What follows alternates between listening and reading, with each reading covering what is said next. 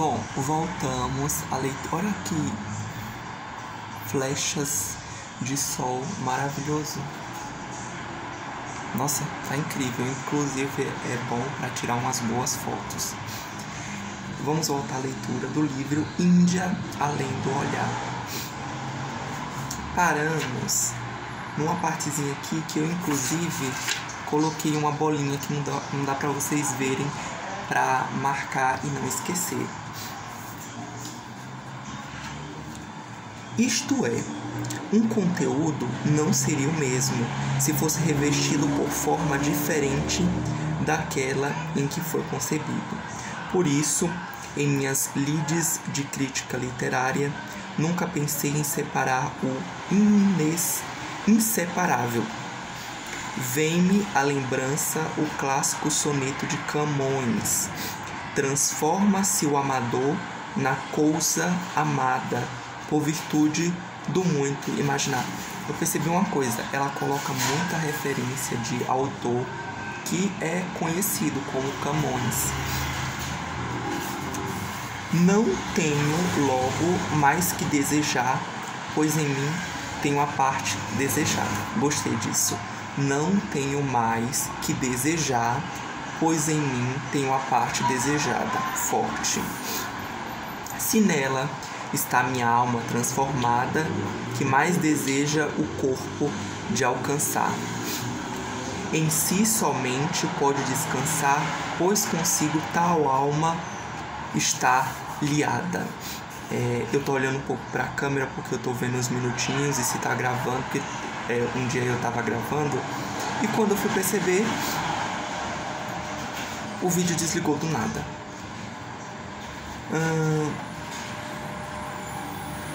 Mas esta linda e pura semi-ideia que, como o acidente em seu sujeito, a si a alma minha se conforma, está no pensamento como ideia, e o vivo e puro amor de que sou feito, como a matéria simples busca a forma. Eu gostei dessa parte que ela colocou aqui, do clássico de Camões, que você pode levar para o seu lado da sua vida pessoal. Se você tem em si mesmo o que sempre desejou, o que deseja, não há algo que você procurar fora, nas pessoas, nas experiências, porque você já tem aquilo que você deseja e que lhe satisfaz dentro de você. É muito forte isso. Tem razão o príncipe dos vates portugueses. É impossível separar o acidente do sujeito e a matéria da forma. E, contudo, o que tentarei fazer, correndo o risco do didatismo. Acontece que a paisagem física da Índia, apesar da relativa uniformidade que lhe conferem a sociedade e a cultura, é bastante diversificada e exuberante, ao passo que as realidades sociais e culturais, em que pese há algumas diferenças locais, mantêm certa homogeneidade. Para corroborar minha observação, cito a carta de Agoneto, documento cristão da segunda metade do século II, de autoria desconhecida.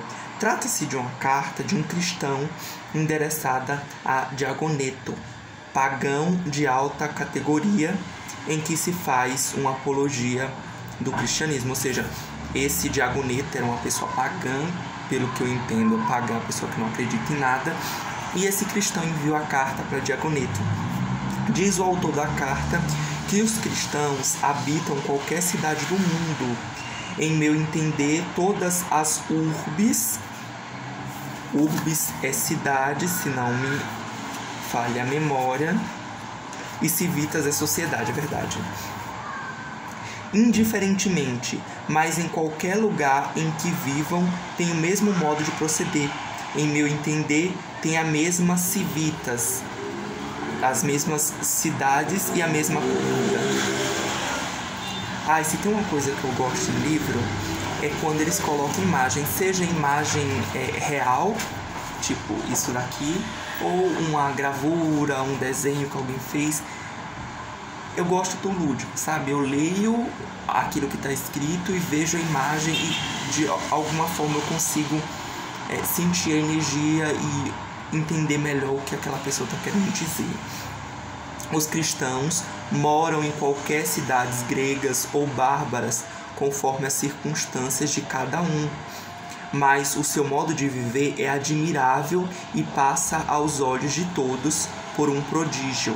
Muitas vezes, porém, terei de contrariar meu próprio método, porque, seguindo a Estreita de Camões, essa Índia que eu vi rapidamente embora é uma colagem inseparável de concreto e abstrato, como aquela que conforma a, entre aspas, linda e pura semideia. A alma do poeta aderida a ele, entre aspas, como o acidente em seu sujeito. Enfim, correrei o risco, vou em frente. E aqui é a autora que escreveu o livro, a Marlene. Olha a imagem dela. Ela está aqui em Varanasi, na Índia, e isso daqui foi em 2013. Tá vendo? Essa daqui é imagem de algum deus, algo do tipo. Ó. Vou ler aqui, antes de... Essa parte aqui eu vou começar com vocês no próximo bloco. Então já vou aqui marcar. Mas eu queria ler esse trechinho aqui que ela escreveu, que é também interessante. Para realmente ver algo, é preciso saber olhar. E esse saber, muitas vezes, tem que trazer consigo uma bagagem de conhecimentos indispensáveis à ampla compreensão do que é visto. Há, contudo, ocasiões em que saber significa despojar-se de todo peso para deixar aflorar a sensibilidade que pode captar a verdadeira essência das coisas. Marlene Paula viajou pela Índia e, mulher culta e sensível, soube como olhar para tudo que viu. De seu roteiro por um país repleto de contrastes, ela fala das cidades, dos costumes, da sociedade, da economia e, por consequência, da riqueza e da pobreza. Mostra que aquele lugar, morada de inúmeros deuses e também pleno de erotismo, já foi palco de guerras sangrentas ao longo de sua história milenar e hoje desponta como polo tecnológico. Deve ser incrível você sair do seu país, ir para outro e ter a oportunidade de conhecer como ela e, sabe, conhecer de tudo, tanto a questão da religião, que lá é muito forte, tanto a questão do alimento. Eu vi que o pessoal, eles lá utilizam muitos temperos e temperos fortes, e teve gente que já foi para lá e contou que você tem que tomar cuidado com a comida, que pode dar uma dor de barriga, porque é um alimento assim, contém muito condimento, e esses condimentos, se você não é acostumado, dá um revertério. O que torna esta obra ainda mais interessante é o paralelo que a autora por vezes traça das realidades indianas e brasileiras. Assim, ela abre espaço para analogias do belo e do feio, da espiritualidade e do comportamento selvagem. Consistente nas informações e de leitura fácil e agradável, isso é verdade, esse livro você lê assim facilmente e compreende também de maneira fácil.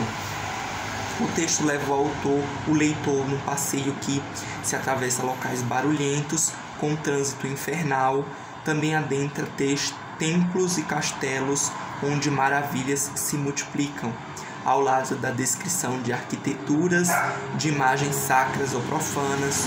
No entanto, o que sobressai em certas passagens é como aquela arte pode afetar quem a admira, elevando o pensamento, serenando o espírito, beirando a contemplação. Depois desse giro em que Marlene Paula nos dá uma boa ideia de como é e por que é a Índia hoje, ela convida para um jantar típico indiano.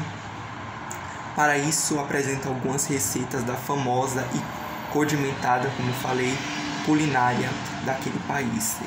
Quem escreveu isso daqui foi o Olavo Brito, jornalista, que provavelmente trabalhou de alguma forma no livro dela.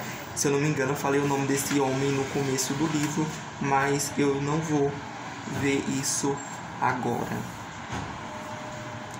Um dia vocês já foram nesse lugar? Vocês têm curiosidade? Coloca aqui nos comentários que eu gostaria de saber.